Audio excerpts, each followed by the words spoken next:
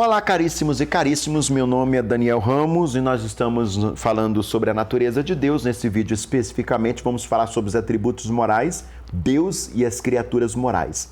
Passando em revista o registro das obras de Deus para com os homens, nós aprendemos que, e aí vai o assunto do nosso vídeo, santidade. Deus é santo, Êxodo 15:11, Levítico 11:44, 45, 1 Samuel 2:2, Salmos 5, verso 4, Isaías 6, verso 3, Jeremias 23:9, Lucas 1:49, Tiago 1:13, 1 Pedro 1:15 e 16, Apocalipse 4:8, Apocalipse 15:3-4. A santidade de Deus significa em sua absoluta pureza moral. Ele não pode nem pecar, nem tolerar o pecado. O sentido original da palavra santo é separado. E em que sentido está Deus separado? É a pergunta que não quer calar, evidentemente. Ele está separado do homem no espaço. Ele está no céu, o homem está na terra. Ele está separado do homem quanto à sua natureza e caráter. Ele é perfeito, o homem é imperfeito. Ele é divino, o homem é humano. Ele é moralmente perfeito, o homem é pecaminoso, depravado. Vemos então que a santidade é o atributo que mantém a distinção entre Deus e a sua criatura. Não denota apenas um atributo de Deus, mas a própria natureza divina. Portanto, quando Deus se revela a si mesmo, de modo a impressionar o homem com a sua divindade, disse que ele o santificou. Ezequiel 36:23, 38:23. Isso é, revela-se a si mesmo como o corpo santo. Quando os serafins descrevem o resplendor divino que emana daquele que está sentado sobre o trono, exclamam: Santo, Santo, Santo é o Senhor dos Exércitos. Isaías 6:3 disse que os homens santificam a Deus quando o honram e o reverenciam como divino. Números 20:12, Levítico 10:3, Isaías 8:13. Quando desonram pela violação dos seus mandamentos, se diz que o profanam o seu nome, que é contrário de santificar o seu nome. Mateus 6:9. Somente Deus é santo em si mesmo. Descreve-se desta maneira o povo, os edifícios, os objetos santos, porque Deus os fez santo e os tem santificado. A palavra santo, quando se aplica a pessoas ou objeto, é termo que expressa a relação com Jeová, pelo fato de estar separado para o seu serviço. Sendo separados, os objetos precisam estar limpos, as pessoas devem consagrar-se e viver de acordo com a lei da santidade. Esses fatos constituem a base da doutrina da santificação. Justiça. Vamos falar sobre isso também. Deus é justo. Qual a diferença entre santidade e justiça? A justiça é a santidade em ação. Esta é uma das respostas.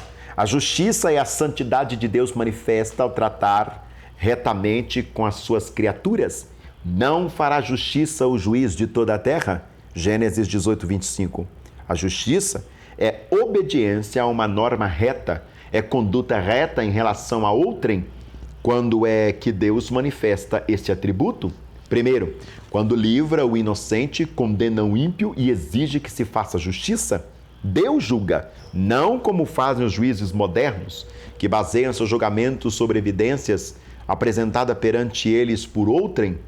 Deus mesmo descobre a evidência. Desta maneira, o Messias, cheio do Espírito Divino, não julgará segundo a vista dos seus olhos, nem reprovará segundo o ouvir dos seus ouvidos, mas julgará com justiça. Isaías 11:3. Segundo, quando perdoa o penitente, Salmos 51:14, 1 João 9, Hebreus 6:10.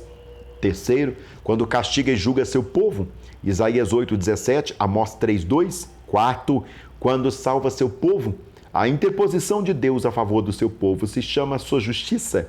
Isaías 46:13, 45:24-25. A salvação é o lado negativo.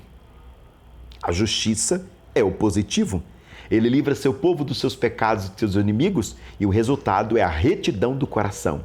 Isaías 51:6, 54:13, 60:21, 61:10. Quinto, quando dá vitória à causa dos seus servos fiéis, Isaías 50, 4-9, depois de Deus haver libertado o seu povo e julgado os ímpios, então teremos novos céus e nova terra em que habita a justiça, segundo Pedro 3,13. Deus não somente trata justamente, como também requer justiça, mas que sucederá no caso que o homem haver pecado. Então ele graciosamente justifica o penitente. Romanos 4, verso 5. Esta é a base da doutrina da justificação. Notar-se-á que a natureza divina é a base das relações de Deus para com os homens. Como ele é, assim ele opera, o santo santifica, o justo justifica. Vamos falar agora da fidelidade de Deus. Deus é fiel, Ele é absolutamente digno de confiança. As suas palavras não falharão, portanto o seu povo pode descansar em suas promessas. Êxodo 34:6, Números 23:19, Deuteronômio 4:31, 1 Coríntios 1:9, 10:13, 2 Coríntios 1:20, 1 Tessalonicenses 5:24, 2 Tessalonicenses 3:3, 2 Timóteo 2:13, Hebreus 6:18, 20, 1 Pedro 4:19, Apocalipse 5:3. Deus também tem misericórdia, Ele é misericordioso, a misericórdia de Deus é a divina bondade em ação com respeito às misérias de suas criaturas. Bondade que se comove a favor deles, provendo o seu alívio no caso dos pecadores impenitentes, demonstrando paciência longânima. Tito 3:5, Lamentações 3:22, Daniel 9:9, Isaías 49:13, 54:7. Uma das mais belas descrições da misericórdia de Deus encontra-se no Salmo 103, do 8 ao 18. O conhecimento de sua misericórdia torna-se a base da esperança, Salmo 130, verso 7, como também da confiança, Salmo 52, 8. A penitência, ou melhor dizendo, a misericórdia de Deus manifestou-se de maneira eloquente ao enviar Cristo ao mundo, Lucas capítulo 1, verso 78. Deus é amor. O amor é o atributo de Deus em razão do qual Ele deseja relação pessoal com aqueles que possuem a sua imagem e muito especialmente com aqueles que foram santificados no seu caráter, feitos semelhantes a Ele. Notemos a descrição do amor de Deus em Deuteronômio 7:8, Efésios 2:4, Sofonias 3:17, Isaías 49, do 15 ao 16, Romanos 8:39, Oséias 11, verso 4. Notemos que é manifesto, João 3,16. Notemos como foi demonstrado, João 3,16, 1 João 3,1, Romanos 9, 11 ao 13, Oséias 11, verso 4, Deuteronômio 7,3, Romanos 5,5. Deus é bondade. Sim, a bondade de Deus é atributo em razão do qual Ele concede vida e outras bênçãos às suas criaturas. Salmo 25:8, Naum 1:7, Salmo 145:9, Romanos 2:4, Atos 14:17. Escreve o Dr. Howard Agner Johnson. Há alguns anos fui convidado para almoçar em certa casa.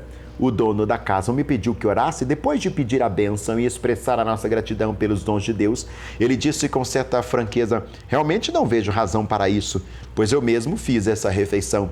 Em resposta, perguntamos: o senhor nunca pensou que se falhasse a sementeira e a colheita uma só vez em toda a terra, a metade do povo morreria antes da próxima colheita? E não pensou também que se falhasse a sementeira e a colheita, em 2 anos sucessivos em todo o planeta, todos os homens morreriam antes da seguinte colheita? Evidentemente assombrado, ele admitiu que nunca pensava em tal possibilidade. Então sugerimos estar muito equivocado em dizer que fora ele quem fornece aquela refeição para nós. Ele devia a Deus a sua própria vida e as forças para ganhar o dinheiro. Deus havia posto vida no grão e no animal que usamos como alimento, como que ele nunca poderia fazer, coisa que o que preparou a refeição nunca poderia fazer. Lembramos-lhe que ele havia sido um cooperador com Deus, participando das leis divinas para suprir nossas necessidades. Então perguntamos: se alguém lhe disse, ou se alguém lhe desse alguma coisa, o senhor não diria obrigado? E se fossem repetidas dádivas 2 ou 3 vezes ao dia, o senhor não diria obrigado cada vez? Com isso, ele prontamente concordou. Então, o senhor entende que podemos dizer obrigado a Deus cada vez que recebemos as suas bênçãos? E isso ele exclamou: isso não é mais do que boa educação, sem falar em ser inteligentemente agradecido? Para certas pessoas, a existência do mal e do sofrimento apresenta um obstáculo à crença da bondade de Deus. Por que um Deus de amor criou um mundo cheio de sofrimento? Perguntam alguns. As considerações seguintes poderão esclarecer o problema. Primeiro, Deus não é responsável pelo mal Se um trabalhador descuidado jogar areia numa máquina delicada, deve responsabilizar o fabricante? Deus fez tudo bom, mas o homem danificou a sua obra? Praticamente todo o sofrimento que há no mundo é a consequência da desobediência deliberada do homem. Segundo, sendo Deus Todo-Poderoso, o mal existe por sua permissão. Nem sempre podemos compreender por que ele permite o mal, pois os seus caminhos são absolutamente inescrutáveis. Ao extremamente curioso, ele diria: que tens tu com isso? Segue-me tu? No entanto, podemos compreender parte dos seus caminhos, o suficiente para saber que ele não erra. Assim escreveu Stevenson, notável autor: se eu, através do buraquinho da guarita, pudesse enxergar com os meus olhos míopes minúscula fração do universo e ainda receber o meu próprio destino, algumas evidências de um plano e alguma evidência de uma bondade dominante, seria eu então tão insensato a ponto de queixar-me de não poder entender tudo? Não poderia eu sentir surpresa infinita e grata pelo fato de, em um empreendimento ao vasto, poder eu entender algo, por pouco que seja, e fazer com que este pouco inspire minha fé? Terceiro, Deus é tão grande que pode fazer o mal cooperar para o bem. Recordemos como dominou a maldade dos irmãos de José e de Faraó e de Herodes e daqueles que reinaram e crucificaram a Cristo.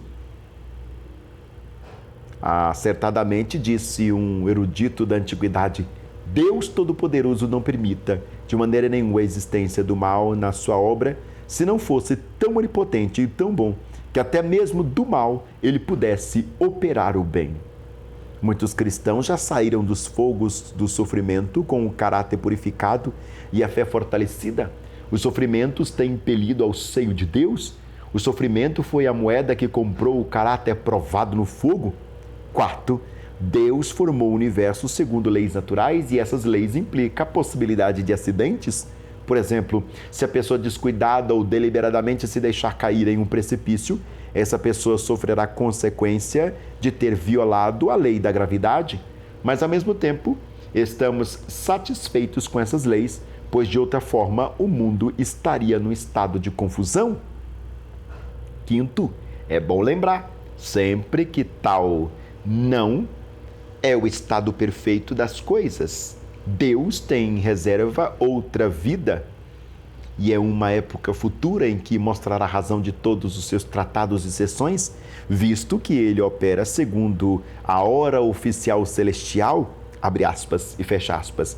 Às vezes pensamos que ele esteja tardando, mas bem depressa fará justiça aos seus escolhidos. Lucas 18, versos 7 ao 8.